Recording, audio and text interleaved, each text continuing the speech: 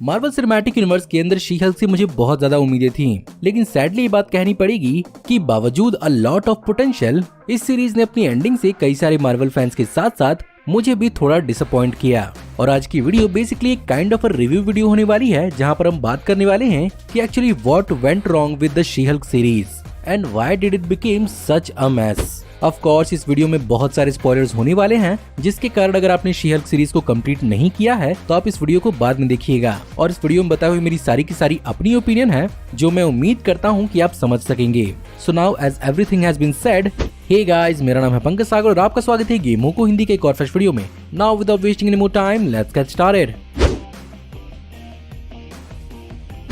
Marvel cinematic universe हमेशा अपने बेहतरीन सीजीआई और कैरेक्टर डिजाइन के लिए जाना जाता है, और मोस्ट ऑफ द पार्ट इसके मार्वल स्टूडियोज होने की वजह से इस शो का सीजीआई काफी डिसेंट था, सिवाय इसकी लीड कैरेक्टर तातियाना मसलानी के शी हल्क के। डोंट गेट मी रॉन्ग, यहाँ पर तातियाना मसलानी ने इस कैरेक्टर को बहुत अच्छे से निभाया है, लेकिन यहाँ पर प्रॉब्लम थी जेनिफर वॉल्टर्स की शी हल्क फॉर्म का थोड़ा आउट ऑफ प्लेस और unnatural look in comparison with the Hulk, जो अपने पिछले मार्वल स्टूडियोज के प्रोजेक्ट्स की तरह ही काफी रियलिस्टिक और काफी नेचुरल फील हो रहा था। अपने एक यूट्यूब वीडियो के दौरान कॉरिडोर क्रू के वीएफएक्स आर्टिस्ट ने इस बात को एक्सप्लेन किया था कि मर्दों की स्किन अपने फेशियल हेयर्स की वजह से औरतों की स्किन से थोड़ी ज्यादा हार्ड अपीयर होती है, ऐसे में उन्हें सीजीआई के रूप में डेवलप करना थोड़ा अननेचुरल अपीयर हो सकता है। और हल्क और शी हल्क के बीच में ये कॉन्ट्रास्ट ज्यादा अपीयर इसलिए भी हुआ था क्योंकि मार्वल सिनेमैटिक यूनिवर्स के अंदर ऑडियंस को हल्क को देखने की आदत 10 सालों से लगी थी, जिसके कारण यहाँ पर ये कंपैरिजन लोगों के बीच में और भी बहुत ज्यादा अपैरेंट हो गया। और एक पूरी के पूरी फीमेल ह्यूमन कैरेक्टर को आर्टिफिशियली रेप्लिकेट करने के चक्कर में इसकी सीजीआई शो के बाकी ह्यूमन कैरेक्टर्स के सामने बहुत ही ज्यादा ऑफ लग रही थी। साथ ही साथ behind the scene VFX artist की मार्वल स्टूडियोज की नाराजगी की भी कई सारी खबरें आ रही थी, जिसका असर मोस्ट प्रोबब्ली सीरीज के अंदर भी देखने को मिला था। ऑनेस्टली मैं कहूँ तो इस शो के इस एलिमेंट से मुझे खास कोई दिक्कत नहीं हुई थी, लेकिन सैडली यही इस शो की इकलौती कमी नहीं थी। इस शो के अंदर एक्चुअली शी हल्क की ओरिजिन को पहले ही एपिसोड के अंदर पूरा का पूरा निपटा दिया गया, जहां पर मेरे हिसाब से उसके ब्लड ट्रांसफ्यूजन वाले एंगल को सीरीज के अंदर बहुत ज्यादा स्पीड अप करके दिखाया गया था। साथ ही साथ वो एपिसोड में कुछ ही घंटों के अंदर अंदर अपने पावर्स पर कंट्रोल भी बड़े आराम से पा जाती है। अब ऑफ कोर्स ये पूरा का पूरा show comedic fourth wall breaking theme पर बेस्ड था, जिसके कारण इस चीज को जल्दी से जल्दी स्पीड अप करके शी हल्क के कैरेक्टर पर फोकस किया गया। और यहाँ पर बहुत सारे लोग इस बात को एक्सप्लेन जरूर करेंगे कि बिल्कुल शी हल्क के कॉमिक बुक्स की तरह ही था, जहाँ पर शी हल्क भी एक्चुअली फोर्थ वॉल ब्रेक करती है। लेकिन मुझे जो लगता है वो ये है कि जिस तरह की मार्वल सिनेमैटिक यूनिवर्स की रीच दुनिया भर में फैली हुई है, उनमें से बहुत सारे लोग actually traditional comic book readers नहीं हैं, और जब भी वो हल्क के बारे में सुनते हैं तो उन्हें रेज, तोड़फोड़, गुस्सा और स्मैश ही उनके ख्याल में आता है, जो कि उन्हें इस कैरेक्टर के साथ बहुत ज्यादा देखने को नहीं मिला। साथ ही साथ हल्क होने की भी एक ऑन स्क्रीन स्ट्रगल होती है, जो हमने बड़ी स्क्रीन पर कई बार देखा है, और शी हल्क के केस में इस चीज को बड़े आराम से साइडलाइन करके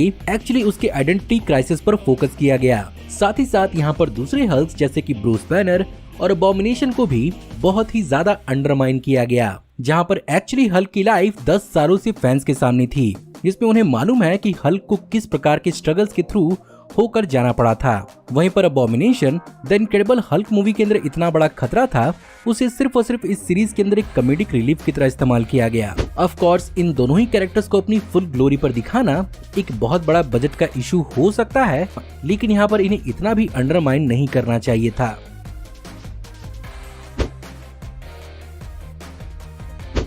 इस सीरीज की एक और बहुत बड़ी कमी थी, और वो कमी थी इस सीरीज में एक ठोस स्टोरी लाइन ना होना, जो जेन वॉल्टर्स की कहानी को या तो कोई कंक्लूजन दे या उसे किसी मुकाम पर पहुंचाए। और तकरीबन हर एक एपिसोड में किसी नए और अलग कैरेक्टर पर ही फोकस किया जाता था, जैसे कि एमिल ब्लॉन्स्की की एक पूरी डेडिकेटेड एपिसोड, टाइटेनिया की पूरी एक एपिसोड, वोंग और चार्ली कॉक्स के डेयरडेविल की एक पूरी की पूरी एपिसोड, जिसके कारण ये कहीं न कहीं मार्वल स्टूडियोज का एक इंटेंशन क्लियर होता है कि उन्होंने कहीं न कहीं इस शो को एक फिलर के रूप में क्रिएट किया था, जिसमें कुछ कैमियोस के थ्रू यहाँ पर कैरेक्टर्स और उनकी स्टोरीज को सेट करने की कोशिश की गई थी। लेकिन इस चक्कर में शी हल्क पर से फोकस ही बहुत कम हो गया, और उसे जैसे तैसे करके मार्वल स्टूडियोज के अंदर इंट्रोड्यूस तो कर दिया गया है, लेकिन अब भी इस बात को यहाँ पर साबित नहीं किया गया है कि क्या she Hulk actually Marvel cinematic universe में सुपर हीरो है, और क्या वो भी आने वाले टाइम में एवेंजर्स का हिस्सा होगी।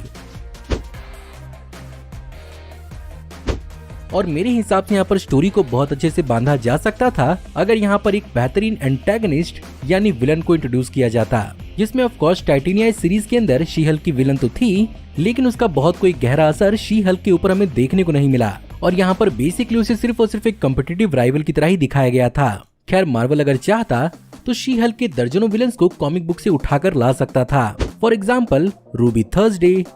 वोल्केना, नॉस्फेराटा और अल्टीमा, या फिर वो बैंड ऑफ द ब्लैंड जैसे पूरे एक सुपर विलन ग्रुप को इंट्रोड्यूस करते जिसके हर एक मेंबर्स एक एक करके उससे निपटते और शायद सीरीज के क्लाइमेक्स में इस ग्रुप को एक साथ लाकर शी हल्क के खिलाफ लड़वाया जाता और यहाँ पर उनके इंटेंशन को सबके सामने रखा जाता। शायद ये चीज मेरे हिसाब से थोड़ा ज्यादा ऑसम होती। She Hulk basically Marvel comics के अंदर एक बहुत ही कॉमेडिक कैरेक्टर है और इसी चीज को सीरीज के अंदर भी अडॉप्ट करने की कोशिश की गई थी, जहां पर एक्चुअली कॉमिक बुक के अंदर She Hulk fourth wall break करने के लिए जानी जाती है, लेकिन जैसा कि इस यूनिवर्स की टोन और कॉमेडी रियलिटी के परे नहीं जाती है, सीरीज के अंदर ये चीज थोड़ा सा अब्रप्ट और अननेसेसरी फील होता था। साथ ही साथ लास्ट एपिसोड में शी हल्क का रियल वर्ल्ड में आकर केविन से मिलना और उस पूरे के पूरे सीक्वेंस ने मेरे हिसाब से इस पूरे के पूरे सीरीज और उसके एंडिंग को रुइन कर दिया था। हाँ, वो बात अलग है कि ये पूरा का पूरा सीक्वेंस लाइव एक्शन में बहुत ज्यादा सरप्राइजिंग था। साथ ही साथ इस कॉमेडी के चक्कर में इस शो के अंदर कई सारे बम फूटे, लेकिन उनका धमाका फील नहीं हुआ। ओवरऑल इस सीरीज की कॉमेडी की क्वालिटी मुझे ठीक ठाक ही लगी थी।